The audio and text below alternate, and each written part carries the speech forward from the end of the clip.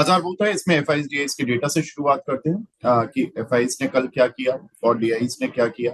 Generally trend तो हमें पता ही है कि एफआईज क्या कर रहे हैं और डीआईज क्या कर रहे हैं, लेकिन डेटा में जो बदलाव होता है उसको पढ़ना जरूरी होता है, क्योंकि डीआईज ने कल 5762 करोड़ रुपए की बाइंग की है, एफआईज ने 2327 करोड़ रुपए की सेलिंग की है। तो कहीं ना कहीं हमारे जो घरेलू निवेशक हैं वो इंडियन मार्केट पर ज्यादा बुलिश है और एग्रेसिवली वो बाय कर रहे हैं, तो ये अच्छी चीज है। और उन्होंने संभाला हुआ भी है मार्केट को, तो ये एक बहुत बड़ा सपोर्ट है जो इंडियन मार्केट को मिला हुआ है। आगे बढ़ते हैं, ग्लोबल मार्केट से देख लेते हैं कुछ संकेत कि वहां पर किस तरह का रुझान रहा। कल अमेरिकन मार्केट्स में फ्लैटिश सा रुझान था। शंघाई हैंसेंग करीब आधा % ऊपर है और कोस्पी में भी तेजी बनी हुई है। निकाई थोड़ा सा गिरा हुआ है। तो कुल मिलाकर कह सकते हैं मिक्स ट्रेंड, आज मिक्स सेट ऑफ नंबर्स दिख रहे हैं। एक बार देख लेते हैं कि टॉप गेनर्स और लूजर्स कौन से काउंटर हैं। तो जो बढ़ने वाले शेयर्स हैं उसमें नेटवेब करीब 11.5%, नजारा करीब 6.5%, सन टीवी 4.25%, हुडको और गैप्टियल करीब 4.44%। ये सभी काउंटर ऊपर हैं। नीचे आने वाले शेयर्स कौन से हैं उन पर भी एक बार नजर डाल लेते हैं जो काउंटर नीचे हैं। तो नीचे आने वाले काउंटर्स में JSW holding, RBL bank, Fusion, Maharashtra scooter, Godrej industries, इन सभी में जेएसडब्ल्यू होल्डिंग को छोड़कर करीब 2.5 से 3.5% की गिरावट है। जेएसडब्ल्यू होल्डिंग करीब 5% गिरा हुआ है।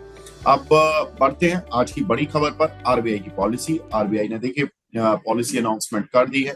रेपो रेट, एमएसपी रेट किसी में भी कोई बदलाव नहीं किया है। अब ये देखिए रेपो, रिवर्स रेपो, सीआरआर और जो लिक्विडिटी जो रेट्स होती है, इन सभी में किसी में कोई बदलाव नहीं है। दैट मीन्स कि कहीं ना कहीं आरबीआई आगे के लिए शायद अपनी जो तरकश में तीर है उसको बनाए हुए है। तो एमएसएफ रेट्स में कोई बदलाव नहीं है, रेपो रेट में कोई बदलाव नहीं है। तो ये एक रचित भाई, आपने इस रेट्स पर, मैं पहले आपसे पूछूंगा कि जो बदलाव नहीं हुआ, आप खुश हुए, न्यूट्रल रहे, या आपको लगा कि नहीं ये नहीं आना चाहिए था, रेट कट आ जाना चाहिए था?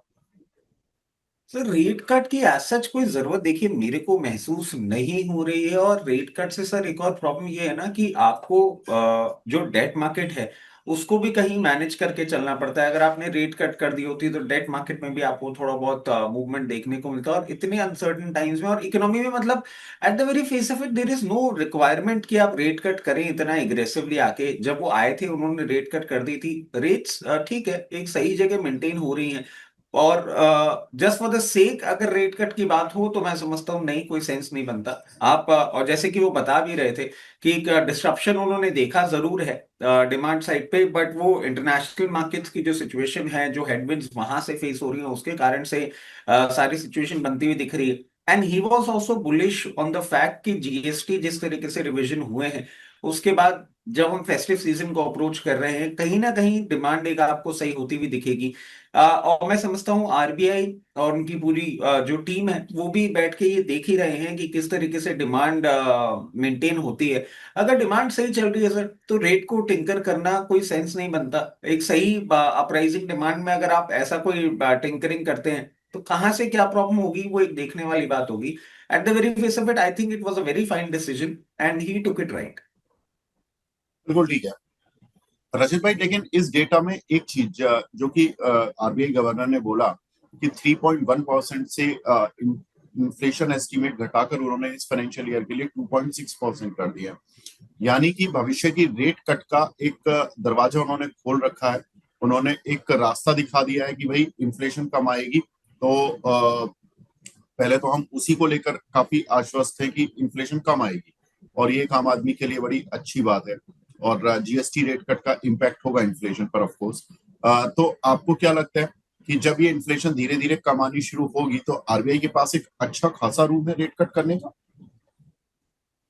बिल्कुल सर, ये बात आपकी बिल्कुल सही है कि जब इन्फ्लेशन फिगर्स कम आएंगे तो डेफिनेटली आरबीआई रेट कट के बारे में सोचेगा। बट देखने वाली बात वही ना सर कि एक सिर्फ इन्फ्लेशन के पैरामीटर में नहीं, अभी हम लोग इतने ज्यादा अलग अलग पैरामीटर्स पे अलग अलग चीजों से लड़ रहे हैं ना। मतलब जैसे आप देखिए रुपी डॉलर ट्रेड भी जो है अभी उस साइड भी उनको फोकस करके चलना होगा। और मेरी समझ से just monitoring the inflation and doing the rate cut is not something that is advisable. when you are already fighting with so many other different parameters. So सारे पैरामीटर्स को देखते हुए जो सही डिसीजन होगा वही उनको लेना चाहिए, जस्ट फॉर द सेक कि यहाँ पे 25 बेसिस या 50 बेसिस पॉइंट अगर कट करते हैं और कहीं और टिंकरिंग हो जाती है तो वो ज्यादा प्रॉब्लमेटिक सिचुएशन है। मैं समझता हूँ as and when they will require they will do it, क्योंकि रेट्स ऑलरेडी हमारी हाँ, पहले के लेवल से लोअर लेवल पे आ गई है। एक सेंस ऑफ कंफर्ट तो है ही। और देखते हैं अब किस तरीके से डिमांड उठती है और सारी सिचुएशन बनती है। बिल्कुल ठीक है। पहले Q2 के मुकाबले Q3 में उनको लग रहा था कि इन्फ्लेशन बढ़ेगी, लेकिन अब उन्होंने उसके एस्टिमेट्स भी घटाकर 1.8% पर कर दिए, जो पहले 3.1% के थे। दैट मीन्स कि Q3, of course October to December quarter, क्योंकि हम कम जीएसटी रेट वाला ये क्वार्टर देखेंगे, तो जो एस्टिमेशन पहले थे वो अब नहीं है, जिसकी वजह से एक इन्फ्लेशन एस्टिमेट्स घटे हैं। बिल्कुल ठीक है। रचित भाई, अब सीधा शेयर पर चलते हैं कि शेयर कौन से लेने चाहिए, सोचने चाहिए कि ठीक है रेट कट हो रहा है, कम से कम सरकार तो साथ है। ठीक है, अमेरिकी सरकार हमारे साथ नहीं है, वो हमारे खिलाफ खड़ी है, लेकिन जो भारत सरकार साथ खड़ी है उसको देखते हुए क्या नहीं। सर अमेरिकी सरकार तो अमेरिका के साथ ही नहीं हो पा रही है, उनकी तो सर्विसेज बंद होने वाली है, हमारे साथ कहाँ पे होंगी? उनके तो खुद की इंटरनल सिचुएशन इतनी खराब है कि अब देखिए सर, आई बिलीव क्या कुछ घंटों में या तो बंद हो गई होगी या होने वाली होगी, उनकी सारी सर्विसेज बंद हो जाएंगी। And I believe odd 8 lakh people will be unemployed, they will be asked to go back home. और हमारे जैसे देश में 8 लाख फिगर इतना बड़ा नहीं दिखता, बट यूएस की जो पॉपुलेशन है वहां पे 8 लाख एक बड़ा क्वांटम हो जाता है। तो वो खुद नहीं संभाल पा रहे सर, बहुत प्रॉब्लम हो रखी है। तो ठीक है, हम अपना ही संभालते हैं जो संभाल सकते हैं। ठीक है रचित भाई, ये भी ठीक है। मैं इसी टॉपिक पर आने वाला था कि अमेरिका में शटडाउन अब लगभग घोषित ही हो गया है। वहां पर जो सरकारी ऑफिसेज हैं, अब वहां पे कामकाज ठीक से नहीं हो पाएगा, क्योंकि सैलरीज वगैरह नहीं मिलेगी, तो वही डेट सीलिंग, ये हम कई बार देख चुके हैं इस तरह की प्रॉब्लम्स। सन 2018 के आसपास तो सबसे लंबा शायद डेट सीलिंग का जो शटडाउन था, जिसकी वजह से ऑफिसेज वगैरह वर्क नहीं कर पा रहे थे पूरी तरह से, तो वो एक बहुत बड़ा हुआ था, शायद 30-35 दिन का हुआ था, जिसकी वजह से वहां पर इकोनॉमी में थोड़ा सा डिप भी आया था उस समय पर। लेकिन ट्रम्प कुछ राहत देने के मोड में भी लगे हुए हैं, डील करने के मोड में भी लगे हुए हैं, और ना सिर्फ विदेशी कंपनियों से, अपनी कंपनियों से भी कर रहे हैं वो। फाइजर को उन्होंने 3 साल की एक्सटेंशन दी है कल, टैरिफ को लेकर, लेकिन उनसे ये भी लिखवा लिया है कि आप जो दवाएं हैं उनको, औसत दवाएं अपनी करीब 50% तक उनके प्राइसेस कम करोगे।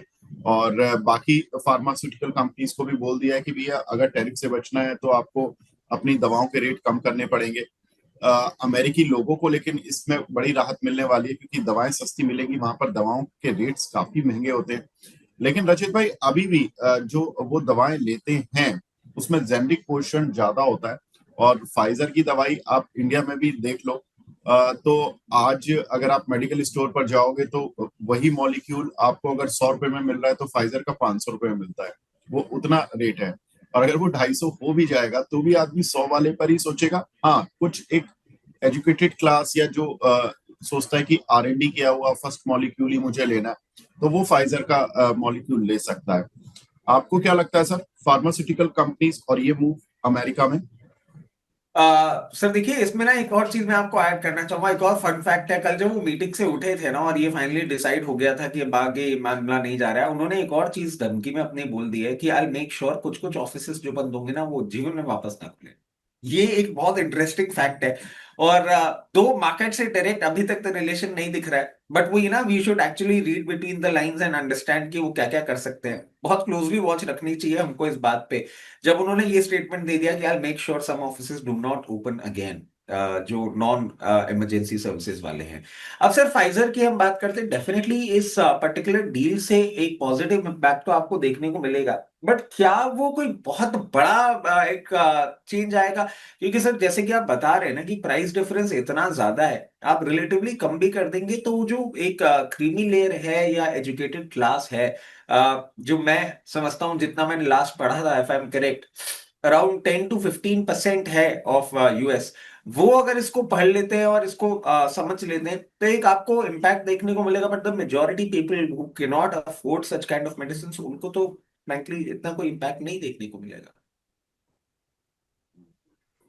ठीक है सर, हमारी जो कंपनियां हैं, जेनेरिक कंपनियां, ज्यादातर तो हमारी जेनेरिक की उनको एक्सपोर्ट करती हैं। कुछ ही है थोड़ा था, थोड़ा बहुत जो कि एक्सक्लूसिविटी या उन सब चीजों में आते हैं कि एक्सक्लूसिव प्रोडक्ट है, पेटेंटेड प्रोडक्ट है। आप क्या मानते हैं सर, हमारी फार्मास्यूटिकल कंपनीज के शेयर में क्या करें? ल्यूपिन, सन फार्मा, डॉक्टर रेड्डीज, इन सभी में क्या करना है? सर देखिए, eight the very face of it generic में कोई भी प्रॉब्लम नहीं है। और उन्होंने एक और चीज कही थी कि जो हाई एंड ड्रग्स वो बना रहे हैं उनमें भी जिनकी कंपनीज की यूनिट्स नहीं है, और हमारे देखें सिप्ला, ल्यूपिन, डॉक्टर रेड्डी, इनके तो ऑलरेडी यूनिट्स हैं, वहां पे मैन्युफैक्चरिंग हो रही है, तो हमारे लिए इतना डायरेक्ट इम्पैक्ट नहीं है। हमारे इम्पैक्ट सर दो कंडीशन में आ सकता है। या तो ये अनाउंस कर दें कि हम जेनेरिक पे भी करेंगे, एंड ट्रम्प बिंग ट्रम्प, ये एक ऐसी बात है जिसको हम बिल्कुल दरकिनार नहीं कर सकते। जिस तरीके से वो टारगेट कर रहे हैं प्रैक्टिकली हर उस नेशन को, और अब तो यूरोप भी उनके टारगेट लाइनअप पे आ गया है, तो he can come out in open and talk like this, तब हमारे लिए प्रॉब्लम बढ़ती हुई दिख सकती है। दूसरी, कुछ कुछ अनलिस्टेड स्पेस में हमारे पास कंपनीज हैं जो हाई एंड ड्रग्स बनाती हैं और एक्सपोर्ट करती हैं, उनका क्वांटम छोटा है, बट इतना मार्केट इम्पैक्टिंग नहीं है। तो अब देखना क्या होगा, थोड़ा सा टाइम हमें अभी भी देना होगा, क्योंकि देखिए आईटी के लिए पहले उन्होंने कोई ऐसी प्रॉब्लम उनको दिख नहीं रही थी, एक सेंटिमेंटल प्रॉब्लम थी, फिर वो वीजा की प्रॉब्लम लेकर आ गए, फिर वो हायर एक्ट लेकर आ गए। सो ही इज कंटिन्यूसली ट्राइंग कि आपको कितना ज्यादा हम परेशान कर सकते हैं। तो क्या aggressively we should go long? नहीं, I would not be a very clear man with this. I would suggest कि क्योंकि आपको पता है इस पर्टिकुलर सेक्टर में प्रॉब्लम आ सकती है, वो स्टॉक बहुत अट्रैक्टिव प्राइस में दिख रहा हो और आप लॉन्ग टर्म इन्वेस्टर हो, तो डेफिनेटली एक वैल्यू हंटिंग कर सकते हैं। बट वैसे सेक्टर क्या आपको लगता है बच के निकल गया? अभी नहीं। ट्रम्प अभी है, जैसे बोलते हैं ना टाइगर जिंदा है, वैसे ही उधर वो बोलते हैं ट्रम्प जिंदा है। तो वो कभी कुछ भी अनाउंसमेंट कर देंगे। बेटर ऑफ है थोड़ा स्टे अवे रखेंगे, और वैल्यू हंटिंग जहां होगी वहां बाइंग करेंगे। ठीक है। अब ट्रम्प से चलते हैं थोड़ा सा क्रूड ऑयल की तरफ। क्रूड ऑयल की कीमतों में थोड़ी गिरावट देखने के लिए मिल रही है। 5 अक्टूबर को ओपेक की बैठक होने जा रही है। माना जा रहा है कि जो सप्लाई साइड है वो नवंबर मंथ के लिए भी बढ़ाई जाएगी, 1.37 लाख बैरल की जाएगी पर डे की। हालांकि ये जो अक्टूबर तक जो जो उन्होंने सप्लाई कोटा बढ़ाया था वो करीब 1,65,000 बैरल उत्पादन बढ़ाने की बात कही थी उन्होंने लास्ट मंथ जब उनकी मीटिंग हुई थी। अ, रचित भाई, लेकिन कहीं ना कहीं ओपेक ने जो पहले प्रोडक्शन कट किया था, ओपेक ये चाह रहा है कि उस प्रोडक्शन कट की तरफ जो जो पहले कट किया था, अब उसी को पूरा रिस्टोर किया जाए धीरे धीरे करके। और इसकी वजह से हम देख रहे हैं कि क्रूड ऑयल की कीमतों में गिरावट देखने के लिए मिल रही है। पूरी मार्केट में अगर एक सिल्वर लाइनिंग है, तो एक सबसे बड़ी जो ग्लोबल फ्रंट से इंडिया के लिए आती है वो क्रूड ऑयल होता है। और क्रूड ऑयल से है, अभी तक तो है। आपको क्या लगता है सर, क्रूड ऑयल की ये सिल्वर लाइनिंग हमारे लिए बनी रहेगी कंसीडरिंग ओपेक प्लस जो ये कंपनीज हैं लाइक ऑयल मार्केटिंग कंपनीज, इन पर आपका व्यू? सर देखिए, ओएमसीज तो डेफिनेटली एक अभी जितनी न्यूज आ रही है, और सर अभी जितनी न्यूज आ रही है उसके लिए मैं आपको क्यों बोल रहा हूँ, क्योंकि वेरी फ्रैंकली अब जिस तरीके से डेवलपमेंट हो रहे हैं ना, मतलब अभी हम यहाँ बात करके उठते हैं, अभी 1 तारीख, और हम यहाँ बात करके उठते हैं और फिर कोई अनाउंसमेंट आ जाता है, then we again take a back seat, क्योंकि अभी तक हमको नहीं पता है कि अनाउंसमेंट क्या आ सकता है। बट जितना अभी दिख रहा है, डेफिनेटली ऑयल मार्केटिंग कंपनीज को एक बेनिफिट देखने को मिलेगा। अब सर प्रॉब्लम कहाँ हो रही है? प्रॉब्लम हो रही है जो रशियन क्रूड हम बाय कर रहे हैं, जो सारी सिचुएशन अभी चल रही है, हमको क्या कोई ऑल्टरनेट रूट भी देखना पड़ेगा, क्या क्या करना पड़ेगा, वो कुछ एक फैक्टर्स हैं। और क्योंकि अभी आप ये देखें कि हमारे लिए हमारी इकोनॉमी में मेजर डेंट जो आ सकता है अभी, वो क्रूड ही दे सकता है, क्योंकि ऑलरेडी हम रुपी डॉलर ट्रेड में एक मार खा रहे हैं। अगर क्रूड की प्राइसेस थोड़ी सी और ज्यादा टिंकर होती है ना, हमारा कोर इन्फ्लेशन भी प्रॉब्लम में आ जाएगा और ये कंपनीज भी प्रॉब्लम में आ जाएंगी। तो again like I said, for IT, for pharma, crude भी जो ऑयल मार्केटिंग कंपनीज में है वो डायरेक्टली इंपैक्ट में तो नहीं आएंगी, बट कोशिश वो कर रहे हैं कि क्रूड आपको थोड़ा सा महंगा दिया जाए, और डॉलर रुपये ट्रेड की प्रॉब्लम भी चल रही है। Because we can not only look at the fact कि क्रूड इतना नीचे आ रहा है, हमारा रुपया जिस तरीके से टूट रहा है ना, हमारा जो आउटफ्लो है वो भी इम्पैक्ट हो रहा है। तो बहुत ज्यादा एग्रेसिव नहीं, बट हाँ ट्रेडिंग बेट्स अगर आप लेना चाहें तो ले सकते हैं, बट बहुत एग्रेसिव स्टैंस तो मैं नहीं रखने के लिए बोलूँ। ठीक है। तो बहुत एग्रेसिव स्टैंस नहीं रखने वाले हैं। लेकिन कोई कंपनी समझ आ रही है इन तीनों में कि ये कंपनी ठीक है, आईओसी, एचपीसीएल, बीपीसीएल में? सर ऑल टाइम फेवरेट हमेशा मैं एक ही बात करता हूँ, हिंदुस्तान पेट्रो। हम्म। ये अच्छा लगता है सर। हिंदुस्तान पेट्रोलियम कॉर्पोरेशन 441 पे चल रहा है। और जिस तरीके से अब ये बिहेव कर रहा है, लोअर लेवल्स पे भी आपके शो के माध्यम से हमने बहुत बार बात करी है, जब ये 380 390 लेवल्स पे चलता था और यही कोई अपसाइड था जो हम देख रहे थे। अभी और ये आपको फर्दर अपसाइड देखने को मिल सकता है, जो कि कहीं ना कहीं 456 464 लेवल्स तक भी जाने का दमखम रखता है। अगर कोई भी हमारे दर्शक फ्रेश पोजीशन बनाने की बात कर रहे हैं, तो जब भी कोई नेगेटिव न्यूज आती है जिसका आपको एक नी जर्क रिएक्शन देखने को मिलता है, और उससे अगर आपको ये कहीं 416 और बहुत ही एग्रेसिव स्टांस पे अगर आपको ये 386 लेवल्स तक भी मिलता है, वहां पे आप पोजीशन बना सकते हैं। और लॉन्ग टर्म के लिए अगर आप इसको होल्ड करते हैं, तो डेफिनेटली आपको अच्छे रिटर्न्स देने का दमखम ये कंपनी रखती है।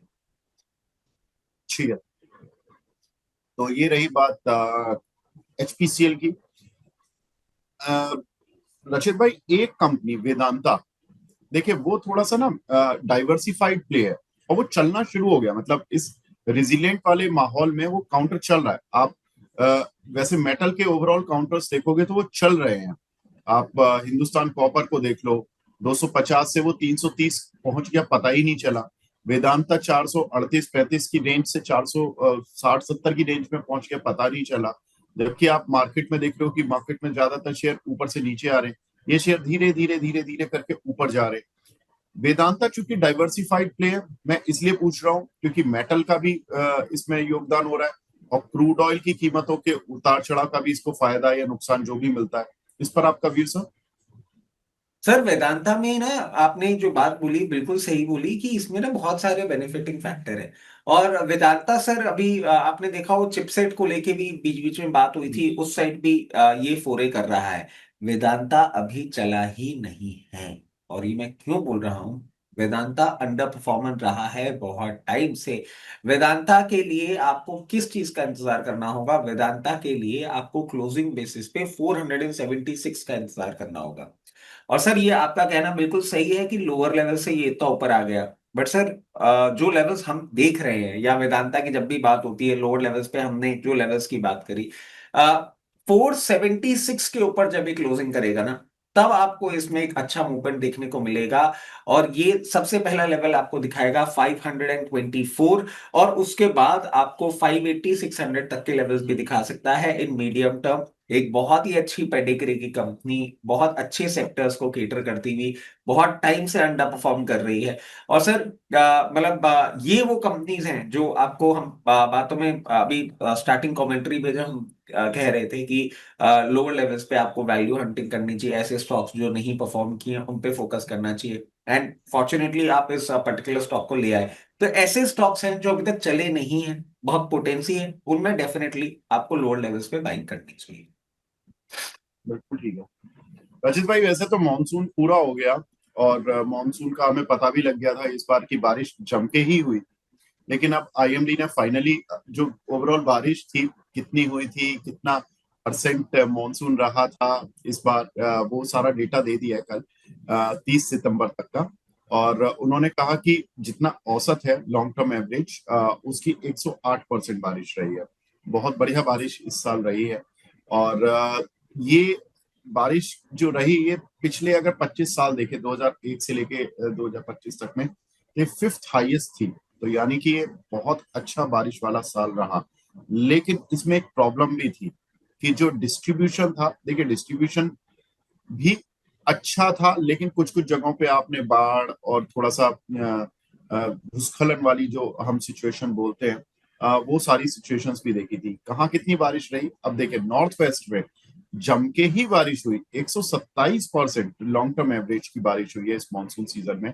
सेंट्रल पार्ट में इंडिया के 115%, सदर्न पार्ट में 110%, और नॉर्थ ईस्ट में 80% बारिश हुई है लॉन्ग टर्म एवरेज की। नॉर्थ ईस्ट वाला एरिया थोड़ा सा मानसून डेफिसिट रहा, जिसकी जो एक हम कह सकते हैं कि उस एरिया तो वो तो सबसे ज्यादा प्रोन है। अगर हम बाढ़ को लेकर देखें तो वहां से उस तरह की इसलिए खबरें भी नहीं आई ज्यादा। लेकिन इस बार जो खबरें आई वो आई हिमाचल से, आपको उत्तराखंड से, तो उस तरह की खबरें आई। अ,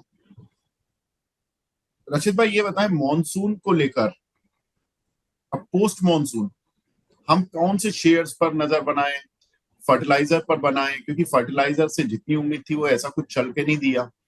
रूरल थीम को लेकर जो एक सोच आती है कि भाई किसानों को फायदा हुआ होगा, मॉनसून अच्छा आया तो ट्रैक्टर की सेल बढ़ी होगी। एम ऑलरेडी अपने हाईज लगा चुका है, मारुति चल चुका है, हीरो मोटो चल चुका है। अभी कोई ऐसे शेयर या कोई पॉकेट रह गई है जो नहीं चली है? फर्टिलाइजर तो मैं ऐड कर ही रहा हूँ कि फर्टिलाइजर शायद उतना नहीं चला है। ना, फर्टिलाइजर नहीं चला है। उसके साथ साथ एक और सेक्टर जिस पे हम फोकस कर सकते हैं, एफएमसीजी स्पेस।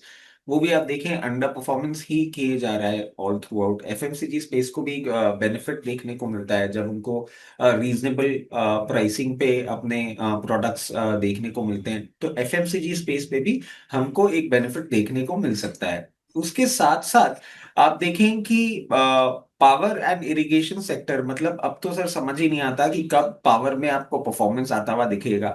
क्योंकि आप देखते हैं जैसे जो आपके पंप के स्टॉक्स हैं या पावर स्टॉक्स हैं, उनमें जब अच्छा कल्टीवेशन हो रहा होता है, एक मूवमेंट देखने को मिलता है। और इस बार sir all throughout the year, मतलब आप देखें गर्मियों में गर्मियों के स्टॉक्स नहीं चले, बारिशों में बारिशों के स्टॉक्स नहीं चले।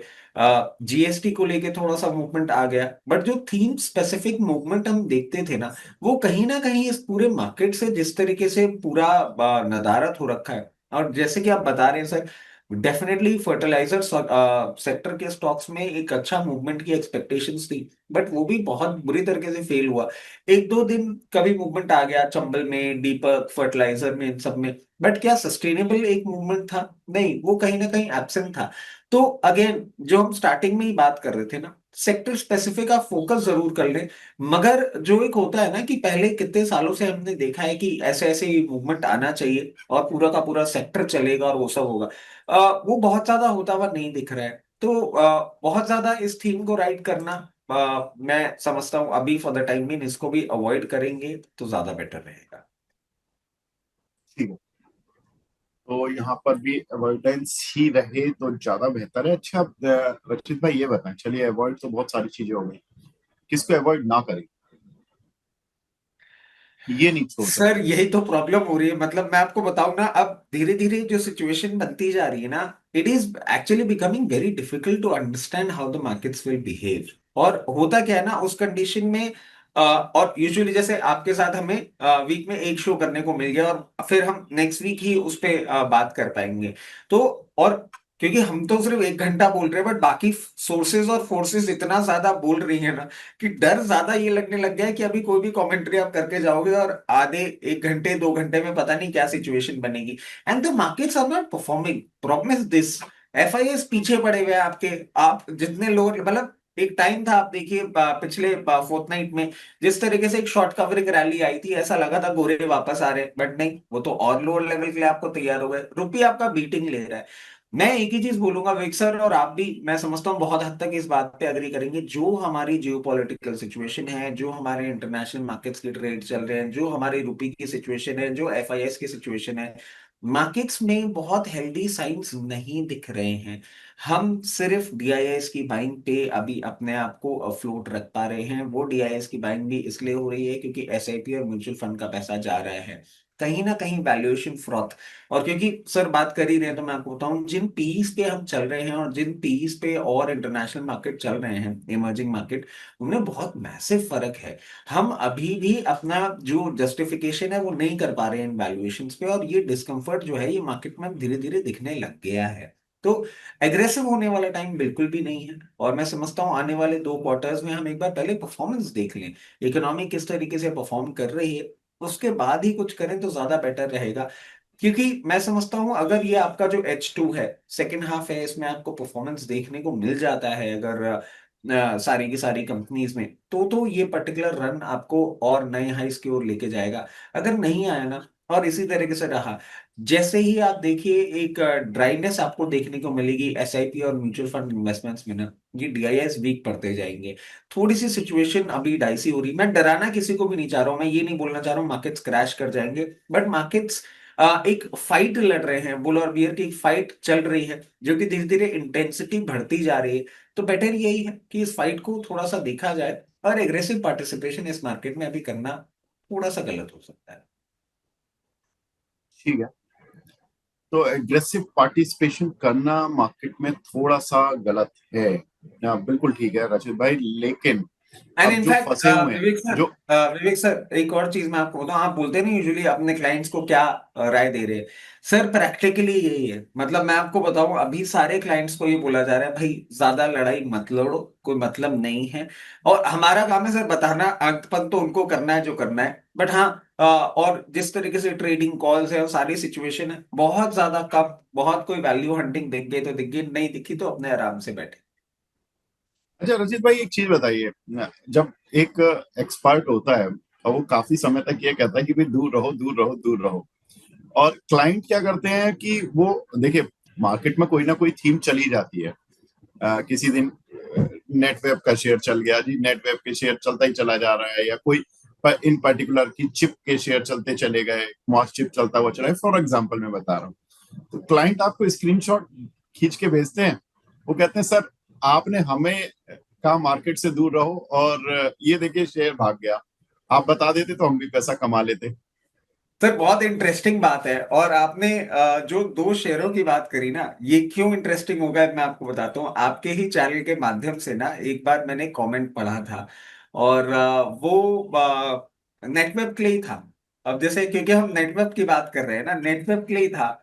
एंड ऑन 24 जून आप ही के चैनल के माध्यम से नेटवेब पे हमने एक बाइंग कवरेज चालू किया था एट अराउंड 1500 लेवल्स, और सर अभी तक एग्जिट कॉल नहीं दी है। तो अरे जो वाह, मैं आपको बात बताना चाह रहा हूँ, और मेरा फिर आप एग्जाम्पल तो मॉस्टिक मतलब की जो फिट हो बात गया। कर रहे हैं। तो मेरा नहीं नहीं एग्जाम्पल तो हिट बहुत नहीं। अच्छा फिट हो गया कि मतलब आपने ये कॉल दिया। हाँ, और सर मॉस्टिप के लिए आपको बताता हूँ, मॉस्टिप भी सुमित सर के शो में 172 रुपए के भाव में हमने अपना कवरेज किया था। तो वैल्यू हंटिंग आपने कर ली, उसको रख लीजिए, डेली बेसिस पे कुछ ना कुछ करना और 2-5% की लड़ाई, वो वाला मार्केट नहीं है सर। मैं जो आपको चीज समझाना चाह रहा हूं ना कि हम डेली कुछ नहीं करें, एक बार आपने कर लिया करके बैठ जाइए। और सर मैं आपको बता रहा हूं, मतलब नेटवर्क पे अभी तक प्रॉफिट बुकिंग नहीं करे।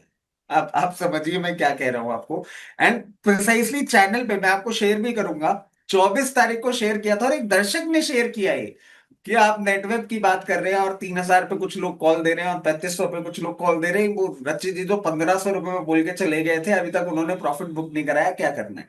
तो सर इस तरीके का हम लोग काम करते हैं, और यही हमारी परेशानी। मैं मतलब वेरी फ्रैंकली मैं आपको एक और चीज बताता हूँ सर, अब क्योंकि रचित आपने बात भाई, छेड़ी है ना रचित भाई, क्लाइंट की। रचित भाई, जिसको आप परेशानी बोल रहे हो क्रेडिट है एक्चुअली, फिर ये परेशानी नहीं है। देखिए मैं आपको वही बात बता रहा हूँ, एक्चुअली परेशानी कब आती है जब जो क्लाइंट्स, क्योंकि देखिए there are multiple touch points जहां से क्लाइंट ट्रांजैक्शन करते हैं और सारी चीजें होती हैं। जो क्लाइंट्स मेरे साथ एसोसिएटेड है, या तो वो 6 महीने में नमस्ते करके चले जाते हैं, या फिर ये बोल देते हैं कि भाई शेयर बाजार में काम करना है तो रचित खंडेलवाल के साथ काम करना है। क्यों? ब्रोकर होते हुए ये ज्यादा ट्रांजैक्शंस नहीं करने के लिए मना करता है। ब्रोकर होते हुए ये बोलता है खरीद लिया शांति से बैठ जाओ। एवरेज जल्दी से करने के लिए मना करता है, और जल्दी से एग्जिट करने के लिए मना करता है। बोले ये आदमी इतना इतना ढीठ है कि इससे ट्रांजैक्शन करवाना अपने आप में एक बड़ी बात हो जाती है। और सर मैं आपको एक और इंटरेस्टिंग स्टोरी बोलता हूं, अगर किसी स्टॉक के लिए मैं बोल देता हूं ना बाय कर लो आप, तो वो क्लाइंट बाद में पूछते हैं कि इसके पीछे का कारण क्या है। पहले तो अरे भैया इसके मुंह से कुछ बाय कॉल निकली है, पहले तो बाय कर लो, बाद में देखेंगे क्या है क्या नहीं। इस तरीके का ढीठ आदमी हूं, तो मैं क्या करूं सर। नहीं नहीं, कोई बात नहीं, देखिए ये अच्छी बात है, और मैं तो ऐसे ही मेरे दिमाग में आए वो दो शेयर, और मुझे पता भी नहीं था कि आपने वही दो शेयर बोले हुए हैं। बहुत अच्छी बात है। अब हमारे साथ दूसरे खास मेहमान जुड़ चुके हैं, लेकिन उनका एक्सपर्ट थोड़ा सा एक्सपर्टीज जो है वो आपसे थोड़ा अलग है। प्रदीप भाई जुड़ चुके हैं हमारे साथ, प्रदीप हल्दर जी पीएसडी कैपिटल के हेड है। प्रदीप भाई गुड मॉर्निंग, कैसे हैं आप? गुड मॉर्निंग, गुड मॉर्निंग विवेक सर आपको एंड रचित जी आपको एंड सारे व्यूअर्स को। अ, प्रदीप जी ये बताएं, ये मार्केट का जो मूव चल रहा है इस समय, इसमें इंडेक्स लेवल पर कुछ कमाई का मौका है? देखिए अब कल की छुट्टी है मार्केट की, और फ्राइडे का तो पता ही है, अगर गैप अप खुले तो बेच दो, और गैप डाउन खुले तो शांति से बैठ जाओ, हो सकता है गैप डाउन थोड़ा डीप हो जाए, क्योंकि फ्राइडे की जो इतिहास चल रहा है पिछले 2-3 महीने से वो अच्छा नहीं चल रहा है। देखिए, मेरा व्यू अभी सर मार्केट को लेके न्यूट्रल है। जिस तरीके से हमने देखा कि 25,000 के नीचे आया और अभी भी कंसोलिडेशन जोन पे ही है, ऑलमोस्ट 24,680 के आसपास है। डाउन साइड एक जो सपोर्ट है 24,300 से लेके 350 के आसपास। एंड हो सकता है कि आपको यहाँ से भी 50-60 पॉइंट दो एक दिन में दिख जाए। लेकिन अभी भी मुझे लगता है कि इंडेक्स को अवॉइड करना चाहिए। अभी मोमेंटम चेस नहीं करना चाहिए, ज्यादा वैल्यू पे अभी फोकस करना चाहिए। और मदर ट्रेंड पॉजिटिव है और सेकेंडरी ट्रेंड जहां पे रिट्रेसमेंट हो रहा है, ऐसा स्टॉक में अगर कहीं पे अच्छा खासा एक बेस बन रहा है तो वहां पे आपको फोकस करना है। मैं इंडेक्स को एक बार अवॉइड करूंगा। निफ्टी को लेके मेरा व्यू न्यूट्रल है अभी। और बैंक निफ्टी मुझे लगता है कि एक बार 55,300 55,350 कमिंग सुन। जिस तरीके का रैक यहाँ पे रैली दिखाई दे रहा है, मुझे लगता है कि 55,300 ऑन द वे है। एक से दो दिन मैक्सिमम हो सकता है कि 1 से 2 दिन मैक्सिमम इसके अंदर ही आपको दिख जाएगा। बाकी अभी इतना ज्यादा पॉजिटिव और इतना ज्यादा नेगेटिव मैं नहीं हूं। मुझे लगता है कि मार्केट भी कंसोलिडेशन कर रहा है, तो आपको थोड़ा वेट करके जाना चाहिए। ठीक है, तो मार्केट में थोड़ा सा वेट करके जाना चाहिए। लेकिन प्रदीप भाई ये बताएं, ये जो मिड कैप स्मॉल कैप की जो एक फंसी हुई रेंज है, ये हम कह सकते हैं कि मिड कैप स्मॉल कैप शेयरों में जो लोग फंसे हुए हैं, इस रेंज पे भी बताएं कि ये कब तक बाहर आएगा। मतलब इनका देखिए, निफ्टी को देख लीजिए, सेंसेक्स को देख लीजिए, तो आपको परेशानी नहीं दिखती है मार्केट में। आपको लगता है ठीक है, हाई से ज्यादा दूर कहाँ है। लेकिन अगर आप मिड कैप स्मॉल कैप को देखते हो तो आपको ऐसा लगता है कि अभी तो मतलब हाई से हम काफी मतलब स्ट्रगल करना पड़ रहा है शेयरों को। आप बताएं sir, mid cap small cap पर। देखिए, निफ्टी अगर पहले हम 500 निफ्टी जो 500 इंडेक्स है इसको देखेंगे, आप देखेंगे 22,770 के आसपास चल रहा है। सपोर्ट है ऑलमोस्ट 22,200 से लेके 22,000 के आसपास, मतलब करेंट जोन से भी ऑलमोस्ट 750 पॉइंट का एक गैप, एक थ्रेट मुझे लग रहा है कि एक बार नीचे आ जाए।